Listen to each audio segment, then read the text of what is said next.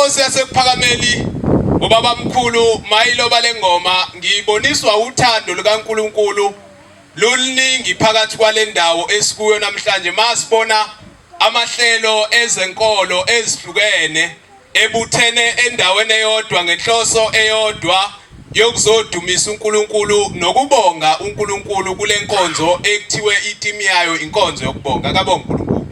Ayikho into ebaluleke njengokubonga.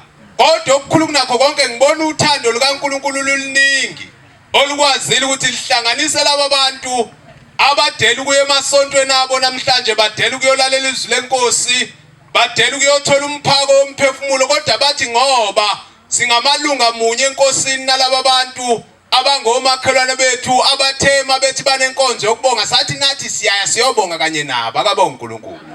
Uthi ke uShembe mayekhuluma ngamabandla uthakhona amabandla ngamabandla emhlabeni kodwa kunjani qhubeka asezulwini uthiwa wonke lamabandla wasezulwini yazi thina inkosi inyanga yezulu ngine record yayo la enganisendela yonke ithi ngelinye ilanga singamaKristu sonke ithi singaphansi kwamuntu munye uJesu Kristu alibonga igama lenkosi. Uthini kuShembe lapha engomeni yakhe uthi namabandla uthi wonke angawasezulwini akabonga uNkulunkulu qhubeka baba ukuze abe ngawasezulwini kodwa aba ngoJesu umkhululi. Kodwa lo Jesu umkhululi akusiyena lo athe ubaba ugatsheni othwalwayo lona abantu bathi mabenza imkhuleko bathatha iplangwe balishayelele ngezipikili libe icross bese liyathwalwa kuhanjwe nalo kuthiwa hayi semkhulekweni othile kakusiyena lowo. Incwadi kaJeremiah ithe kugawula umuthi ehlathini ithi izandla zombazi ithi bawugawule bawubethele bawuhlobisa baningi abazobe benalo umuthi endlini zabo ngomhla ka25 December. Uzobulenga nje ulenga amabhelunde ulenga oFather Christmas ulenga zonke izinto ezilenga kuwo kodwa lithi iBhayibheli izandla zombazi kugawula umuthi ehlathini ubekwe bese udunyiswa kwayilo muthi abawazi umlando wawo ukuthi lamagaqa ngale ngala kwakungabantu ababedumisa uKristu ngeqiniso bekhonza ngesabatha ababulawa amaRoma isebalengisa esihlahleni njengoba ubona kusuke kulenga lezi izinto ezingamakhanda amakhanda labo bantu kwase kuqala lapho ukuthi kubena lesi sihlahla inkolo yepaganism lesuyidunyiswa kodwa abantu abangamaKristu bathi hayi usuku lokuzalwa kwenkosi uKristu kakukho lapha embhalweni eBhayibhelini lapha kuvela khona usuku lokuzalwa kwenkosi. Kodwa siyatshenwa nje ukuthi kwakuyinsuku enjani kodwa ayikho idate lapha ibhalwe khona lento yayikhandelwa nje ngabe Roman Empire bedumisa izithixo zabo zaseRoma. Kodwa manje uShembe wayesefika yonke lento eyiveza ukuthi isuka kuphi. Yabona nje ke kwakhona lapha ekuthiwa khona angazi noma indodakazi kaHerodi yayineme kakhulu ithema inema ngazi noma kwakuyi birthday kanina wayesethu unina ayicela isicelo engase ibuzwa uyisi ukuthi yini mntanami ofuna ukuthi wenzelwe yona yayisiqala yobuza kumawayo ukuthi yini engenzelwa yona lithi iBhayibheli wayesethu unina cela ikhanda likaJohane uMbhaphatisi. uJohane ngaleso sikhathi usetilongweni ungumNazaretha kaNkulunkulu. Kwanqunywa ikhanda lakhe uJohane laselilethwa ngesitsha kulengane ikhohliswe unina wayo zonke lezi zinto ezikhona zisuka lapho kulabo bantu abanjalo bebulawela lenkolo yobuNazaretha ngoba isuke emumva lapho isuka khona. Bayibona nje namhlanje abantu ifike yavuswa ubaba mkhulu wayivuselela kodwa nangokwe iChristianity iqhamuke ngamumva ezweni laseAntioch lapha abafundi kwathiwa ngoba nina benilandela uKristu kwase kuthiwa ke namaKristu njengoba nathi basilandela uShembe kukhona bathi samaShembe kasiwona amaShembe singamaNazaretha kaNkulunkulu okuyinkolo eqala lapha eqaleni eyanikeza uMose encwadini yemibhalo noma uNumeri u6 ivesi kuthiwa mawesilisa noma wesifazane ezahlukana uthatha isifungo sobuNazaretha sasisinye isifungo nkono kwakubuNazaretha. Ekuthe bonke abaprofeti beBhayibheli abalandelayo babethatha sona bonke kwaze kwafika kuJesu ethi incwadi kaMateyu 22:22 ithi weza wahlala emzini othiwa yiNazaretha kuze kugcwaliseke lokho kwashiwo ngaye abaprofeti ukuthi uyothi kwa umNazaretha. Ithi le ndaba ngiyakholwa kise nakumoya ingcwele isivumo nkolo sakuleli bandla nasi sithi ngiyakholwa kuyise number 1 uJehova lo mdalo wezinomhlaba sithi nakumoya oyingcwele umoya oyingcwele ushembe esinaye kuleli bandla sithi nakuyihamente eyingcwele ihamente yithi njengoba silapha sisigaba sesithathu soNkulunkulu bukaShembe akabonga uNkulunkulu yabona nje mawucele la kukhona thina njengoba sigqokele ingubo emhlophe into icela sizothandaza la sikutshela ukuthi ngegama likaShembe mawufuna umsebenzi uzowuthola ngoba siyisigaba soNkulunkulu thina sisodwa isho njalo inkosi nyanga yezulu makufika inkosikazi kuyona ithi baba ngizobika angizoba ingxenye yokuhamba nabayingcwele abayemhlanganweni oyingcwele wasenhlangakazi ngizobe ngingekho yayisihleka kancane nyanga yezulu yathi hawu mame awuzobabikho bazombona kanjani abantu uShembe mawungekho wena yayisiyadideka lenkosikazi lento kade ishiwo umanqele manje ukuthi inenkosikazi eyayibikile kubaba ukuthi ngizoba nomsebenzi wathi ngiyeza yayilindele yena siqu sakhe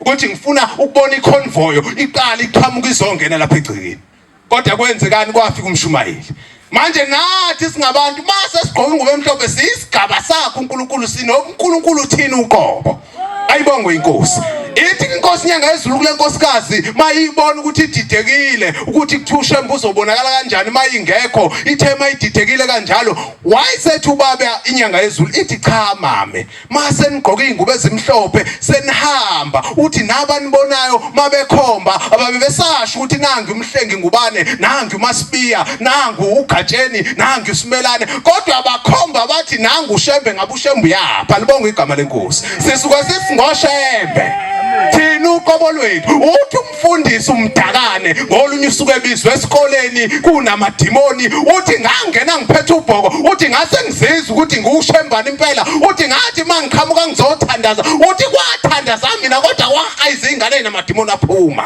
ngoba usuke sesembethe thina uqobo lwethu esehlezi kithi uNkulunkulu njalo usebenza ngomuntu sihlala kumuntu bese lo muntu akhulume ukusho kwakhe bese kwenzeka izinto bese kuthiwa khona abantu abaneyingilosi abantu mase befuna ukusigangela wonke umuntu obhabhadisiwe unengilosi ehleli kuye uthandaza izinto zenzeke akukho ndoda ezoba khona kuleli sonto kuthi uyilapha egqumeni inengilosi ithandaza okudlula abanye sonke masithandaza uShembe yasizwa ngoba abantu mase beqala imikhuba yabo benze njalo kuze kugibela abantu bashiya amathempeli angakubo namanzi angakubo abusiswa abashumayeli babo bahamba intaba kuthiwe ngale gquma kukhona obusisayo naye usebusisa kangcono linalo onikwa uShembe ingilosi yokubusisa kwenzekani esontweni kuthiwa hayi nakwakhe kunamafoto mawufika nje inyanga yezulu uzoyifica igcwele udonga uzokhulumisa nokhokho bakho bakhulume kuye thina sazi ukuthi siconsultate etafuleni kuphela nasesihlalweni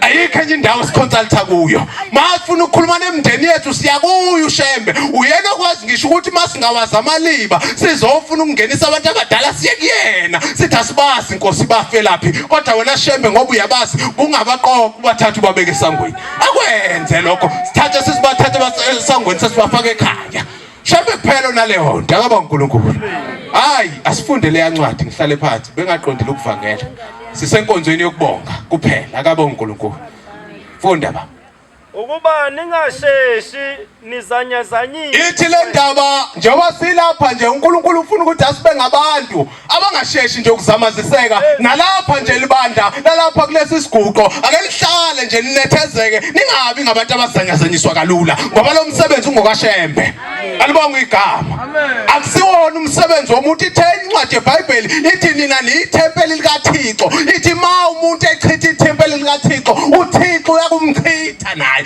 ma kungakhona umuntu othulwa nalomuzi noNkulunkulu uzolwa naye ngoba la akubizwa igama lomuntu kodwa kubizwa likaShembe unyazi lwezulu ma uvukela lokho shuthulwa nobani ulwa nalo simbizayo kuzofanele ukuthi asiguqe nango12 sithi bahlangule nasencwadini yokuphila uyazi ukuthi kwenzekani mase kunjalo ngoba khona izimo enjalo noma ngabe umuntu uyinazaletha kodwa mayisebendleleni yakho asibize enye into sibiza yona le ngoma uShembe uyawazi wakho umsebenzi qhubeka baba. Ningathuswa nangomoya. Aningathuswa nangomoya. Likelethi iBhayibheli hlola nomoya ngoba manje abantu babhayiza nje baphelela lapha emhlabeni babhayiziswa omoya.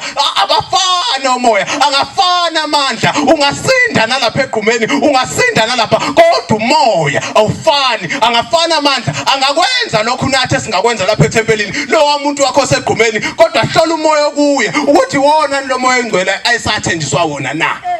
Ekwathiwa siyakushiwa sodwa, kwathiwa siyothunyelwa umoya engcwele, abesethi umoya wakho mawuze Nkosi ubaphilisa abantu bakho. Yilo moya thina osiphilisayo kuloku kuhamba. Uyabona nje abantu babethandazela ngeke ngibuke babugatsheni omunye mayiphethe ingubo azayibhula acabanga ukuthi lamandla asuka kuye. Kanti akasuki kuya amandla asuka kuNkulunkulu. Ubona ukuthi manje ingubo iyabekwa, kodwa manje indlela aseyibhula ngayo usecabanga ukuthi lo moya wakhe lo awuphephetha yena ozophilisa lo muntu. Kanti ushembo thinta ithi inyanga yezulu ngithi ngisuka nje endlini suka sekhona ogijime phambili ohambe nithinta eloke nithinta nithi nezipho uthi nothi nifuke imseniphilile. Waza ba qhubeka. Nangezwi angabe khona izwi enizosatshiswa ngalo kuthiwa hayi kunezwi likasibani ba linye kuphela izwi kufanele nilisabe elikashembu unyaso lwezulu. Qhubeka ba. Nangencwadi ngisho ngakhona uthi hayi ngiphethe incwadi ethile ukuthi khohlwani incwadi nathi sayiziba incwadi bakuthi ikhona. Bayibona abanye bayibona impela ukuthi ikhona, bayibona ukuthi hayi impela isayiniwe ithi kunjalo, kodwa sayiziba khona kunjalo ngoba sithathazile. Qhubeka. Ngokungathi vela kuThixo. Ngoba kuzothiwe ngathi vela kuThixo. Qhubeka. Kungathi usuku lwenkosi. Kungathi hayi usuku lwenkosi ngoba izinto kuleli bandla mase zikhandwa naba amaNazaretha baze bathi hayi ngiphuma kubaba, kanti umuntu uyishola into yakhe nje eyisukela kuye mayise ikhandela into zakhe. Manje ke akufanele ube umuntu osheshayo ukutatazela. MawuyiNazaretha uyiqhawe, ithe incwadi amaqhawe kaThixo ayazikhethela. Ithi kwenye indawo lapha ku50 ithi amaqhawe ngakaJesu, ithi amehlo awo ayizinti ngokubheka ukuthi akukho lapha sibheke khona, sibheke kunyazi. Asibheke nje komunye umuntu ngoba uzosedusa.